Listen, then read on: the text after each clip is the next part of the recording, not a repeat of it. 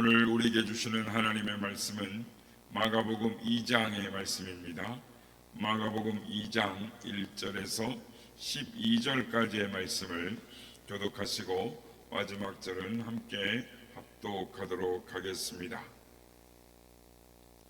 수일 후에 예수께서 다시 가버나움에 들어가시니 집에 계시다는 소문이 들린지라 많은 사람이 모여서 문 앞까지도 들어설 자리가 없게 되었는데 예수께서 그들에게 도를 말씀하시더니 사람들이 한 중풍병자를 네 사람에게 메워 가지고 예수께로 올세 무리들 때문에 예수께 데려갈 수 없으므로 그 계신 곳에 지붕을 뜯어 구멍을 내고 중풍병자가 누운 상을 달아내리니 예수께서 그들의 믿음을 보시고 중풍병자에게 이르시되 작은 자야 내 죄사함을 받았느니라 하시니 어떤 서기관들이 거기 앉아서 마음에 생각하기를 이 사람이 어찌 이렇게 말하는가 신성모독이로다 오직 하나님 한 분 외에는 누가 능히 죄를 사하겠느냐 그들이 속으로 이렇게 생각하는 줄을 예수께서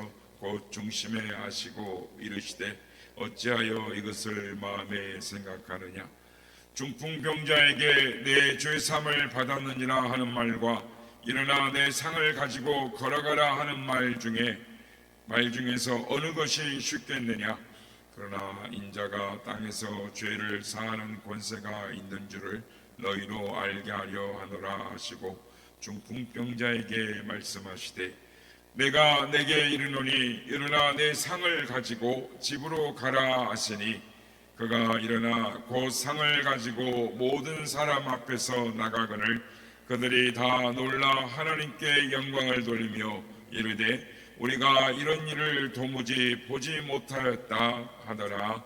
아멘. 할렐루야. 오늘도 우리 함께 하신 주님을 찬양합니다. 그리고 새벽을 깨워 기도의 이야기로 나오신 모든 성도님들께 하나님의 은혜와 평강이 함께 하시기를 기원드립니다.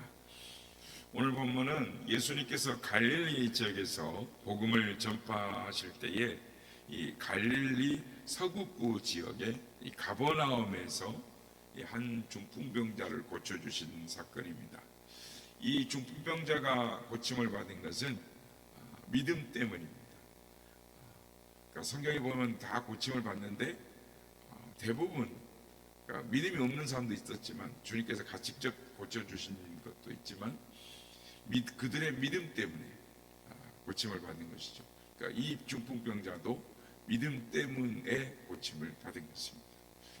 예수께서 갈릴리 여러 지역을 다니시면서 복음을 전하신 후에 다시 가버나움이라는 지역으로 돌아오셨습니다. 그리고 어디에 머무르셨을까요?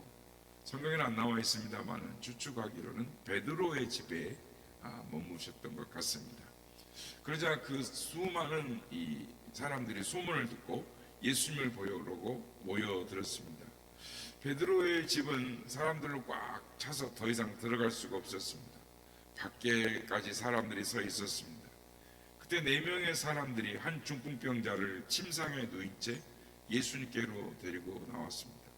그러나 사람들이 너무 많아서 예수님께로 가까이 갈 수가 없었습니다. 그래서 그 집의 지붕을 뜯고 중풍병자의 침상을 예수님께 달아내렸습니다.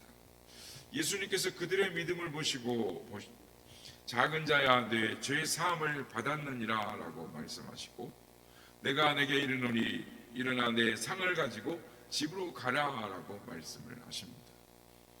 말씀을 통해 중풍병자를 고쳐주셨습니다. 우리가 지난 시간에 살펴본 것처럼 말씀으로 하나님이 고치시죠. 불가능케 하시는 하나님께서 저들의 불가능을 가능케 하시는 하나님께서 저들의 적극적인 믿음을 보시고 그들의 신앙을 보시고 그들의 믿음에 응답을 하신 것입니다. 그러므로 도중에 포기하거나 낙심해서는 안 되는 것입니다. 사람이 많네, 들어갈 수가 없네, 막혔네 하고 되돌아가는 자, 낙심하는 자에게는 기적도 축복도 나타나지 않습니다. 지붕을 뜯어서라도 어떻게든지 문제를 해결하려고 하는 사람, 적극적인 믿음과 신앙을 가진 사람들에게는 반드시 응답과 축복이 나타나게 돼 있습니다. 오늘 보면 5절 말씀을 보면 그들의 믿음을 보시고 라고 말씀을 합니다. 하나님께서 우리의 믿음을 보시는 것입니다. 우리에게 외모보다 더 중요한 것, 우리의 학력보다 더 중요한 것, 여러분의 재산과 능력보다 더 중요한 것은 바로 여러분의 마음속에 있는 믿음인 것입니다. 믿음은 우리의 운명에 중요한 영향을 미치는 것입니다. 오늘 본문을 세 부분으로 나눠보면 첫째로 사람들이 한 중풍병자를 네 사람에게 메어가지고 예수께로 올세라고 말씀합니다. 서로 협력하고 도움을 주려고 하는 행동인 것이죠. 둘째로 지붕을 뜯어 중풍병자의 상을 달아내리니 그들의 믿음을 보시고 라고 말씀합니다. 어떻게든지 예수님을 만나겠다라는 적극적인 믿음을 말해주는 것입니다. 셋째로 내 죄사함을 받았느니라 내 침상을 가지고 집으로 가라라고 하십니다. 예수님은 중풍병자의 죄를 용서하시고 병을 고쳐주셨습니다. 이 사건은 오늘날 우리에게 큰 교훈을 주는 것입니다.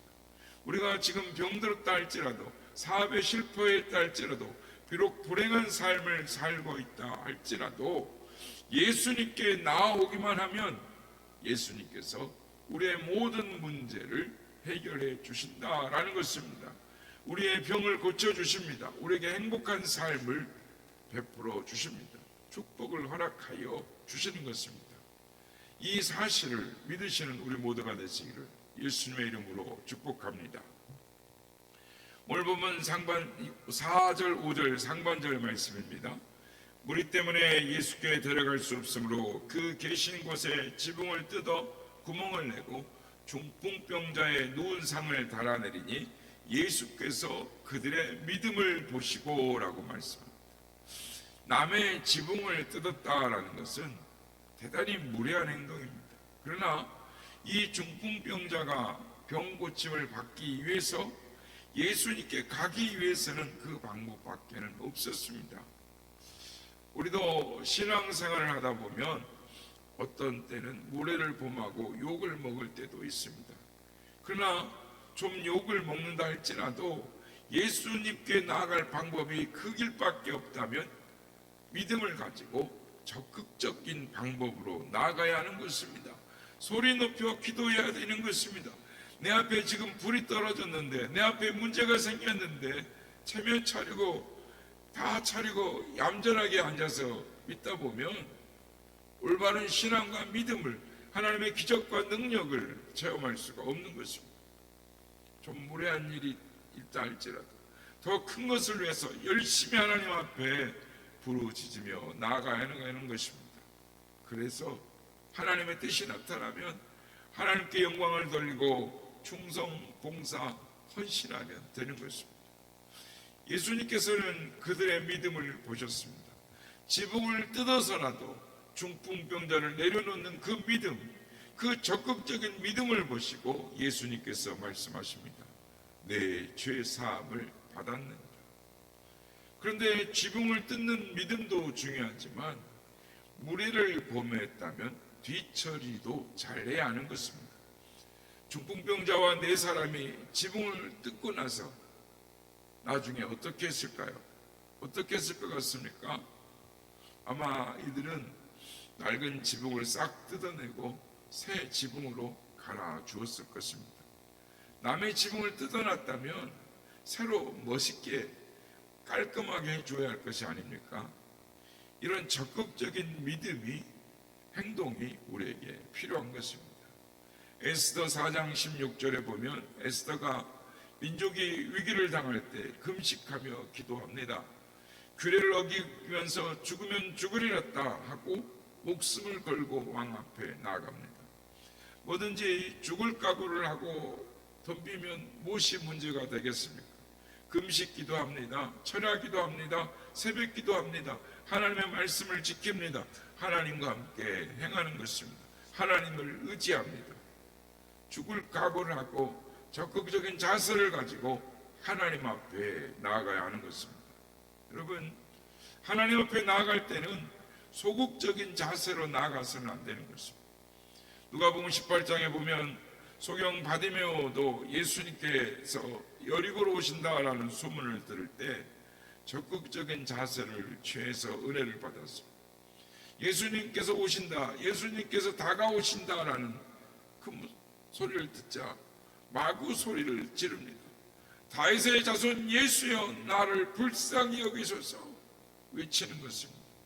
옆에 있는 사람들이 시끄럽다고 조용하라고 윽박지르고 야단을 칩니다.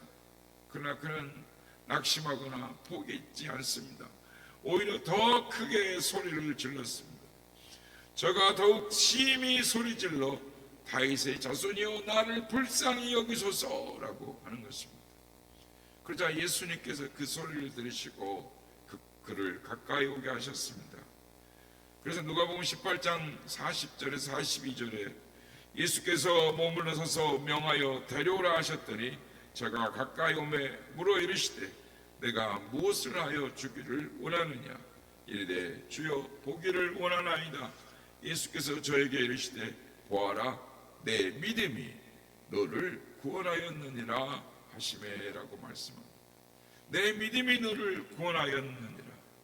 방해가 있더라도 포기하지 않고 끝까지 부르짖어 기도하면 그 기도가 하늘에 상달되어서 하나님께서 응답하시고 축복하여 주시는 줄 믿습니다.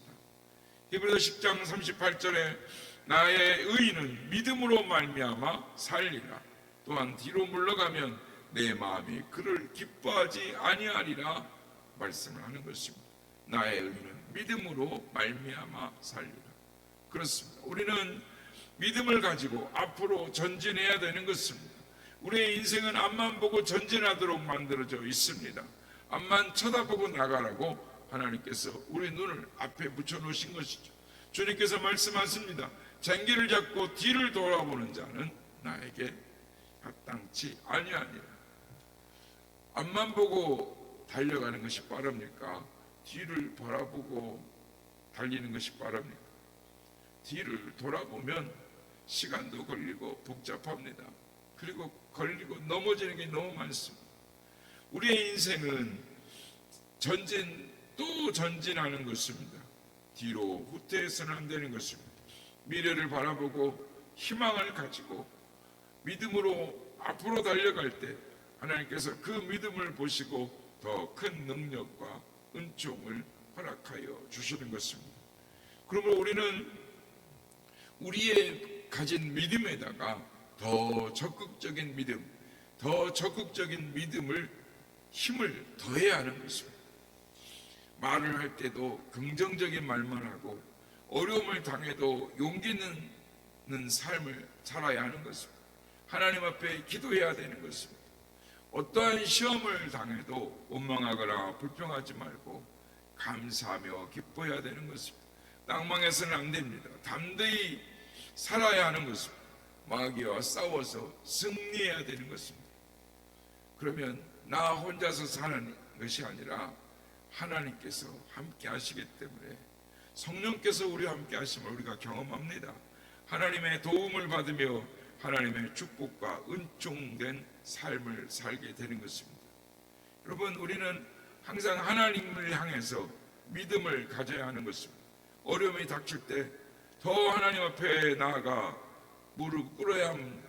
하나님을 의지해야 됩니다. 부르짖어 간구해야 하는 것입니다. 간구하면 하나님께서 믿음을 주십니다. 용기를 주십니다. 기적을 주십니다. 생각지 못했던 축복을 우리에게 허락하시는 것입니다. 과연 그럴까 의심하는 소리가 들릴 수 있습니다. 그러나 기도하면 믿음을 통해서 역사해 주시는 것입니다. 하나님은 우리의 믿음을 보십니다. 주님께서 오늘 말씀하십니다.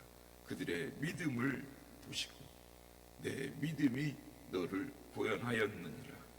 하기는 말씀을 의지해서 믿음으로 담대하게 나가셔서 하나님께서 허락하시는 은혜와 축복을 풍성하게 누린 삶을 살아가는 우리 모두가 다 되시기를 예수님의 이름으로 축복합니다.